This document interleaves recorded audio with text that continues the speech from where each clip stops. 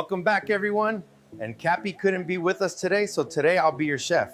Today I'll be showing you how to cook Mexican red rice. Okay, let's get started. The ingredients you will need are 3 tomatoes, 1/4 of an onion, 2 garlic cloves, 1 tablespoon of chicken bouillon, 1 tablespoon of tomato bouillon, canola oil, and lastly, rice. Put a pan on the stove. Now that you have your pan on the stove, add a little bit of oil and fry your rice. Now let's blend all the ingredients to make the red sauce.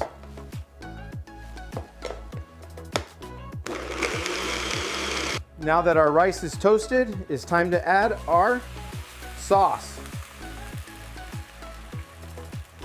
Now we'll add 4 cups of water and bring it to a boil. Now that the rice is boiling, reduce the heat to low and simmer for 25 minutes. It's been 25 minutes, so rice should be cooked and ready to eat. This is delicious.